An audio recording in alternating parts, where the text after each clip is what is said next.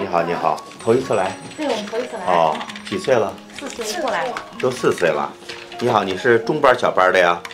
小班的哈。小3班。哎呦，小3班的呀，我知道了。你最近你感觉你怎么不舒服了？为什么来我这儿啊？就是我一咳嗽，嗓子就疼。是不是啊？哦，来，把手放在这上边。能问问你，你平时爱吃什么东西呀？爱吃肉吗？爱吃。爱吃。爱吃菜吗？有点不爱吃。有点不爱吃。哦，蛋糕、巧克力，你爱吃吗？蛋糕我爱吃。哦，好的，记住了啊，你是小3班的，对吧？对。